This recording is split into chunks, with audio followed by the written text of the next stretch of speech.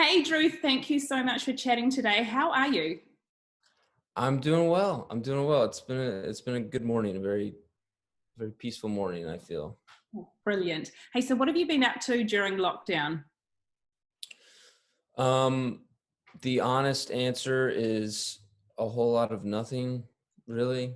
Um I've been surrounded by some good friends, which is nice. I've been trying to read and watch movies, trying to write as much as possible, but in all honesty, I mean, not too much. I mean, just kind of been hanging out and I don't know, burrowing in for sure. Yeah. So, what is it that you enjoy the most about acting? That is a good question. I'd say so. I guess I come from more of a theater background, and I think what I enjoyed most about doing it was the feeling of like being with a troupe of people, being with a group, and I don't know, learning about yourself from other people within your cast and crew. I think the team aspect of acting is like my absolute favorite part. It's the most rewarding. It's what I get the most from, I think. And have you always known that you wanted to be an actor? Is that, when you were little, that was what you knew you wanted to do? Or, No, I mean, I think when I was a kid, sure, I think that there was like this idea. So I'm from North Carolina originally, and there's not a lot of people that growing up who are actors. So I knew I loved movies and I loved going to see theater, but I didn't. There was never like a possibility in my head as a profession. Like I didn't think that people were allowed to do that. It just seemed so other to me. But I guess I got to probably around like 18 or 19 at that very weird crossroads in your life, and I kind of just decided to go for it. So that I think that's when I finally made the commitment. I was like, okay, I'll try to go for it. yeah, cool. So what do you do to help you relax, unwind? What do you do to help with your well-being?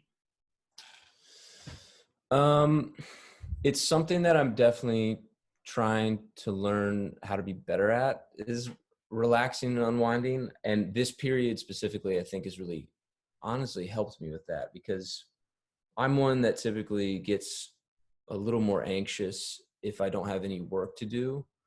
Um, so this has been like forced relaxation in a strange way. But I don't know. I listen to a lot of music. Um, Music is like something that I listen to every day that I think gets me in a headspace and helps. And I've been like journaling a lot and just trying to write, trying to get my thoughts out onto a page and where I can see them has been really helpful. So yeah, those two things have really helped me throughout this period. Relax for sure. So are you someone like after you had a busy day or week or, been on set long hours, are you someone who recharges their batteries by, um, going off and being by yourself, or are you someone who likes to still hang around with a whole lot of your friends? I'm I like to be entirely by myself. I like to be alone. I feel like I guess I lean more along like the introvert spectrum, I guess. So I definitely have like this this limit to my social abilities. So I definitely need to be alone for like extended periods of time to like recharge my social batteries. Yeah. Um, which which is it's great. I mean, I live alone, so it's like that all the time. But yeah, I don't know. I when we first started quarantining together, we were all kind of in one space, which was nice. Um, but yes, I like to very much be alone at the end of the day. So I can see behind you, you've got a whole stack of books. You're obviously Yeah. somebody who enjoys reading. What are you reading now, and what's it about? I actually just finished. I just finished reading The Fire Next Time by James Baldwin, which was a book club pick by my friend Clark Moore. And it's kind of about the relationship between like religion and race relations in the United States. James Baldwin is one of my favorite writers. I mean, it's absolutely brilliant. And then I've also got, what do I have there? Oh, I've started reading Buried Child by Sam Shepard, a play. I love Sam Shepard. He's also brilliant. But yeah, so those are two things that I'm reading right now. Fantastic. So what's the best piece of advice you've ever been given? Can be about anything. Best piece of advice. This is such a hard question. Oh man.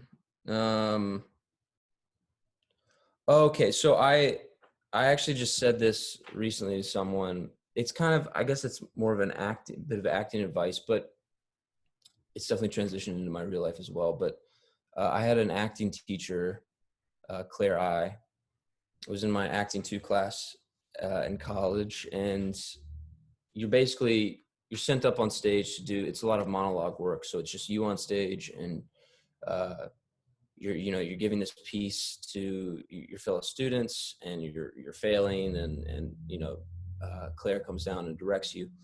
And so I had a monologue where I'm like, it's very emotional, and I'm giving a lot of emotion to the audience, and I'm feeling a lot. And she stops me, in the middle of it, and I'm kind of coming out of it. And she walks down and she was like, it's not hitting. And I was like, okay, what do I need to do? I was like, I don't understand, because I'm feeling everything. Like, I feel like I'm there. And she's like, she said something that stuck with me. She said, and I'm sure it's been told to other actors in variation, but she said, no one cares if you're having a moment on stage. They care if they're having a moment. I love it. And that was kind of like the levee broke a bit in my mind, and I was like, oh, and it took the ego out of it a bit, I think, for me as an actor. I mean, I think you're constantly having to like fight your ego in this profession. So that's kind of transitioned into my real life as well. I think it's allowed me to focus more on other people than myself. So yes. Thank you, Claire.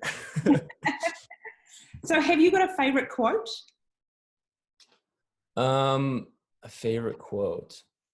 I'm trying to think of something without profanity. Oh,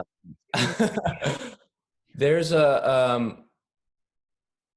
quote by Walt Whitman, I think, and I think it's like, I've learned to be with those I like is enough.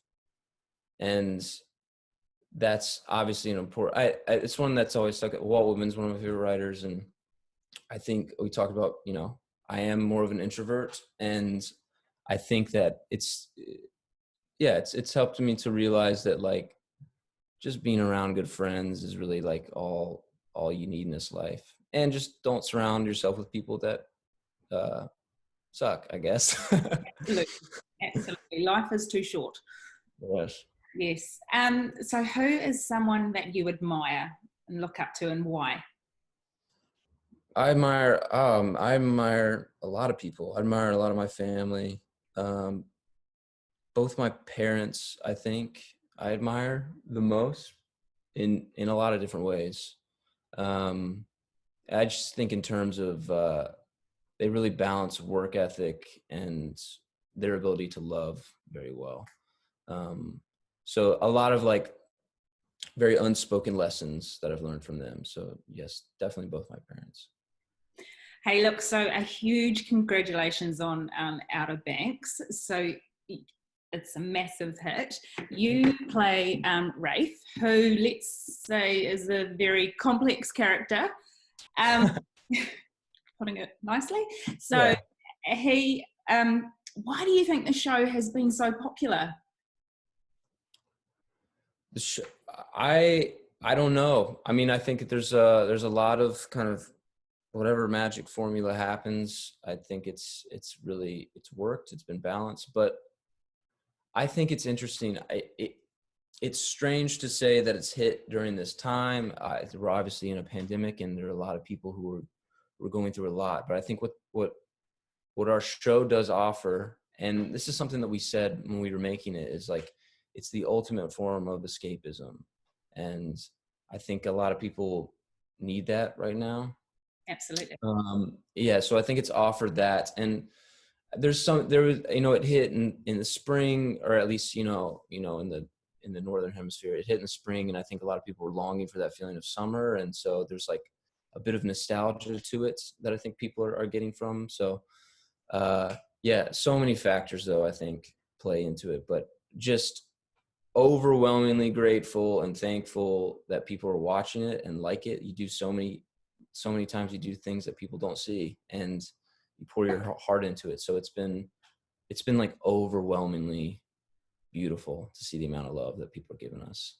And it's different age groups who are also watching it as Yeah. well. I mean,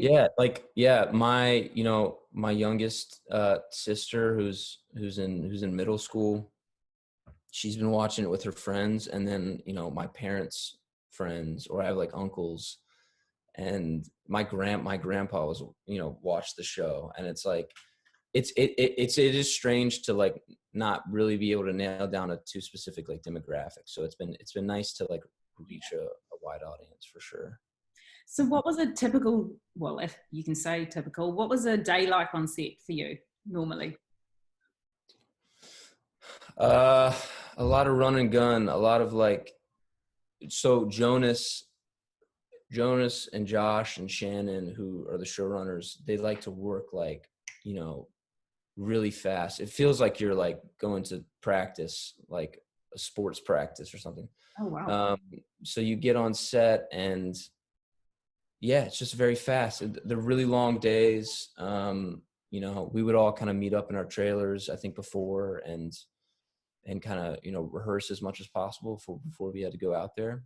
But yeah, very fast paced, very energetic, super exciting, but a lot of like very long days. But luckily we had like this is the best crew that I've ever worked with before. Like everyone on the crew is so incredible what they do. Just, it's amazing what can happen when you like work with people who are like real pros. So Makes yeah. a difference. Yeah, oh yeah, totally. So are you able to say anything about season 2? Yeah, so fine. So we announced it like this morning, like a couple hours ago. So it's interesting that we're having this interview now, or we're talking now. Yeah, that's about all I can say, is that it's happening. I'm not sure when. I don't have any dates or anything like story-wise that I can divulge. Everybody's been waiting for the official announcement. Everyone's just been, so that's, congratulations. That is awesome. Thank you. Yeah, we're excited to get back for sure. Yeah. So have you got any other projects that are coming out shortly, or anything else you've got lined up? I have, besides season 2, I mean, obviously it's a strange time for all industries. So, nothing too in the books. I did another film for Netflix called The Devil All the Time that should be coming out in a few months. But other than that, no, just looking forward to getting back for season 2. The Devil All the Time. So that's got some pretty big names attached to it as well. So that's quite exciting. Yeah, I got to, it's interesting because I shot that, like, I got to shoot that before I even auditioned for Outer Banks. So it's been a long like post-production process, but an incredible story. And I play, a much smaller role in it, but it was like such a joy to work with some of those people in that movie. So is that looking at coming out this year? I think so. Yeah, it's projected to. Still some things up in the air, but but yeah, very excited to see that too. I haven't seen much of it at all. Watch this space. Hey, so what advice would you give to somebody who's wanting to become an actor, or somebody who is just getting into the profession? Oh boy, it's so interesting because like I came into it knowing nothing, and I feel like I still know nothing. Like I still feel like I'm trying to learn how to do this. I think learning how to, I think it's so important not to be afraid and not to be nervous, or try not to be. So really trying to seek out failure on purpose, I think has been the most important thing for me. I mean, I went to school for it, and it can be in the form of classes or doing plays with your friends or something. But I think it's it's incredibly important to learn how to fail. Yeah, go out and embarrass yourself, really fall on your face and learn how to like pick yourself up from that, because you need some armor in this industry. So, and drink a lot of water. I don't know. Stay hydrated. Hey Drew, thank you so much for taking the time out to chat today. It has been a pleasure, and I look forward to watching season 2 along with everyone else when it comes out. No, thank you for having me, Billinda. I mean, I think it's so admirable what you're doing. We were talking before, and my mom works in education. She's a school counselor, so I think it's something close to my heart. So yes, I'll be sharing this with people, and thank you so much. Thank you.